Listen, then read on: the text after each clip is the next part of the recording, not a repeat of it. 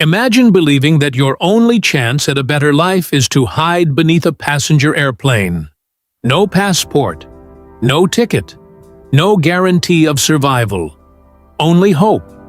This is the heartbreaking story of a young man from Mozambique who dreamed of reaching Europe. Anderson, this is Southern California Aviation Airport in Victorville, California, in the desert, where airlines all over the world bring their planes they're not using anymore. We're going to demonstrate to you how someone would get in a wheel well of an aircraft. This is a Boeing 767 that used to be used. This is the door that is closed, but there is a way to sneak in a hole to get into the wheel well, and we'll show you how the process would start according to experts here. Someone who wanted to get in the wheel well would get on the tire, one of the two tires. Step on the bars right here, climb all the way to the top right here, and this right here is where an opening would be to climb into the landing gear wheel well. Once someone would climb through that hole, they would end up here. And I'm going to show you what happens after they climb through the hole. They get in this area. This is the wheel well area. And we're told there's only really one place to sit where you could possibly survive. Because when the wheels move in, the two huge wheels, they come right here. There's no room except for right here in this spot. And this is where the experts said you would have to sit with your knees close to you, the wheel well would close, the two tires right here, and this is the only place where you could possibly survive. There's nothing stupider in the world to do, but this is where you can do it. Like many others, he believed that somewhere beyond the horizon was a life filled with opportunity, safety, and a future for himself and his family. But that dream would lead him to make one of the most dangerous decisions imaginable. Before we begin, if you enjoy true stories, aviation mysteries, and real-life documentaries, please like this video, subscribe, and turn on notifications so you never miss our next story. For many young people growing up in poverty, Europe represents hope. Better jobs, better education, and the chance to support loved ones back home. Unfortunately, not everyone has a legal path to get there. Some risk crossing deserts, some risk crossing the sea, and a very small number attempt something almost impossible: hiding inside the landing gear compartment of an aircraft. The landing gear bay is not designed for people. When a plane takes off, the wheels retract into a small compartment. Temperatures at cruising altitude can fall below -50 degrees Celsius, and oxygen levels become dangerously low. Without pressurization, most people lose consciousness within minutes. Even if someone survives the cold and lack of oxygen, they still face another deadly danger. When the aircraft prepares to land, the landing gear opens again. Anyone hiding there can fall thousands of feet to the ground. Despite these risks, desperation can convince people to attempt the impossible. According to reports, a young man from Mozambique secretly entered an airport and hid inside the landing gear compartment of a plane headed toward Europe. As the aircraft accelerated down the runway, there was no turning back. Moments later, it climbed into the sky. For everyone inside the cabin, it was a normal flight. Passengers watched movies. Some slept. Others looked out the windows, unaware that outside the pressurized cabin, another human being was fighting for survival in conditions no person was meant to endure. Hour after hour, the aircraft crossed continents. Inside the wheel well, freezing temperatures and extremely thin air created almost impossible conditions for life. As the plane finally approached its destination, the landing gear doors opened. That tragic moment ended the young man's journey before he ever reached the future he had dreamed of. His story shocked people around the world. It also raised an important question. What kind of desperation drives someone to risk almost certain death just for the possibility of a better life? The answer is rarely simple. Poverty, conflict, unemployment, lack of opportunity, family responsibilities. For many migrants, these pressures become stronger than fear itself. Experts explain that surviving inside an aircraft's landing gear compartment is extraordinarily rare. Only a tiny number of people have ever survived such flights, and even those survivors suffered severe injuries, frostbite, or permanent health problems. Every year, authorities continue to discover people attempting similar journeys. Many never survive. Their stories often receive only a few headlines before being forgotten. But behind every headline is a real person with dreams, fears, and loved ones waiting at home. This story is not about encouraging dangerous migration. It is about understanding the human cost of desperation. So I have like 3 pen marks from here and here and here. So I have like pen marks from the plane.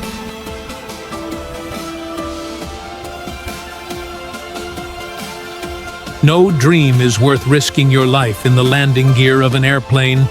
If this story teaches us anything, it is that hope without safe opportunities. How long were you home for? Start to be homeless 2011 was so hard because every single day you have to realize where you're gonna sleep, where you're gonna eat. If somebody's homeless, it's difficult because he's by himself in the street.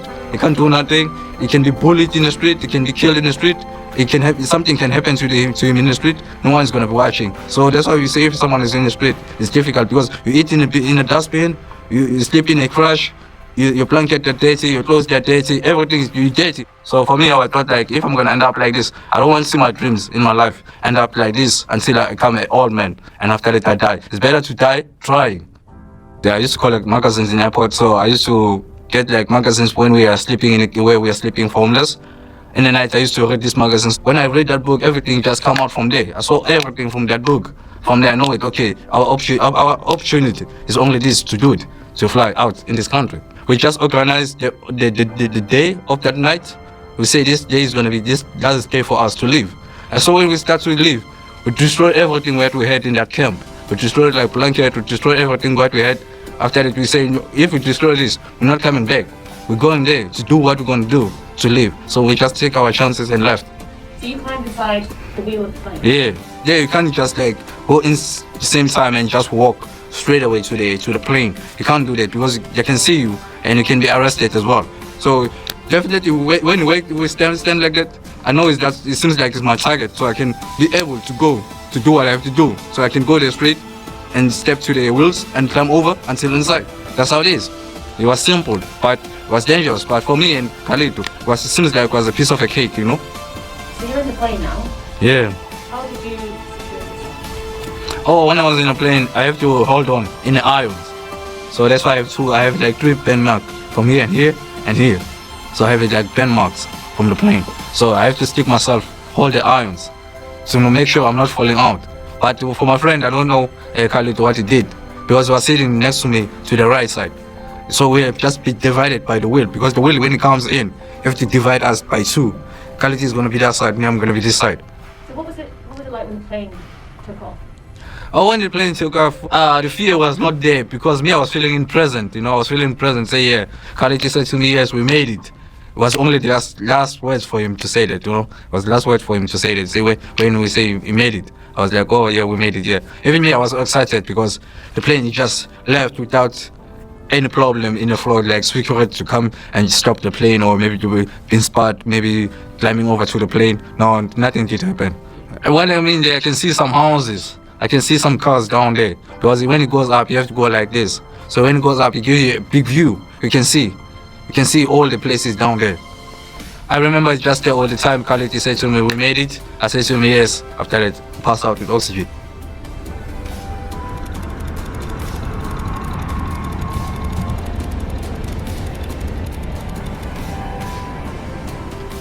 Where did you fall? When you fell out of the plane, where did you land? I fall out in a landing gear. The plane was still like floating to come down. So when I come out there, it means I come out with the speed of the plane. When I fell there, it's about like, it can be like 10 to 20 feet. I remember when the plane comes in, it opens, I fell out. When I fell out, I hit the floor. When I hit the floor, I start to wake up. But when I wake up, I see 2 people that were coming. I said, hey, check this guy, jump out in the plane. I was like, maybe I'm just dreaming. Maybe I'm still inside the plane, I just have this dream. No, it was not a dream, it was a real thing, because these 2 guys, they just come and pick me up. I saw them when they picked me up. And I was like, oh, it's happening, because I fell out in the plane. I said, oh, it did happening. When they come to me, they carry me up, they take me to hospital. They try to help me for my body to come back, because they were like putting some heaters. I was like frozen, my body was frozen because my blood was not circulating, so they have to put like heaters to make me comfortable, so my body can heat up. It can heat up so my blood can start to work. I stayed there like about 6 months coma. After that, when I wake up, I can't move, I can't do nothing. I was like stable. I was like, I can't do nothing. I can't take the bath. They have to put me in the bed. I was like, oh my God, yes, I can see what's happening to me, you know. But I'm just led because I'm alive, you know. They show me a passport for Carlito. Say, you know this guy? Say, I know him. They show me a passport. I say, I know him. Say, he never make it. He never make it. But I say, how? He say, he fall on top of the building. So I didn't know what did happen to him. The minute when he fell out, I was already passed out with the oxygen. I never seen nothing. I'm feeling guilty because me and him just came from Africa to come here to look for surviving, to make a better future. I can say now I'm very, very sad for him because he died in the long way journey from Johannesburg to Heathrow. He never make it. But I wish if he was here today, maybe something was gonna be different, because this was gonna be a day for our best day in our life. And where are you? What's going on today? Where are you in the UK and what are you doing? Now I'm in Liverpool. So far, my life is it's not like perfect. I have to take what I can get, but as long as I can breathe, I can survive, I can live, I can eat. That's it. That's what I'm expecting on it. I did not get any help, you know, until this year. I met some few people that want to come to help me. Some of them, they just show up, and after that we never see them anymore again. So I have only one guy now. He's like trying to help me in my situation, how I live, you know. Tell me, who is this guy? Gabriel, man. Good man.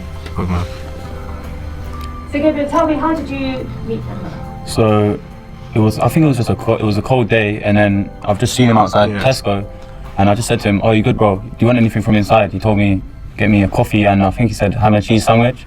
So I went in there, I got him the stuff, and I just gave it to him. I just went about my day, didn't think anything of it. And then maybe 2 or 3 days later, my sister sent me the article from the Daily Mail of Temba, and I was looking at it, racking my brain for maybe a few days, thinking, where do I know this guy? Where have I seen his face before? It was driving me mad. And then I kept looking back through the article, and I basically saw, okay, he's living in Liverpool now. So I put 2 and 2 together and realized he's the guy I saw outside Tesco 2 days earlier. So I said to all my friends, I said, I'm going to change this guy's life, I'm going to find him. I was driving back home with my friend, and I saw him on the main road, and I said to him, oh, that's him. So I turned the car around, I pulled up on him, honked the horn, I told him, get in, bro. We went to Aldi, I bought him a bunch of food, toiletries, shopping, just any stuff that I thought, cool, he'll need this will help him live a better life. And then he took, because obviously he can't carry the bags, so he got out the car, I got the bags, we went into his house, and obviously when I saw the way he was living, I just thought, no matter what amount of food or clothes I give this guy, it's not going to change his life, unfortunately. So I told him, cool, stay here, bro, I'm going to come back tomorrow. The next day I came back, took him to mine, got him a haircut, some new clothes, showered. And then, from then we've just been trying to do what we can to make his life better, I guess. Then, but how does it feel to have that kind of support and friendship here? Yeah, for me, that friendship, it feels something like he's alive, you know, because I can feel it in my heart. So this guy just make his own movement without like nothing stopping him, you know, just to come and help me, you know. You guys have plans going forward. How else do you think you can help him? Well, for me, the number one plan is to get him somewhere permanent, a nice roof over his head, where he can wake up in the morning, feel good, shower, and start his day right. Obviously, he wants to do college, he wants to learn to speak English, he wants to do courses.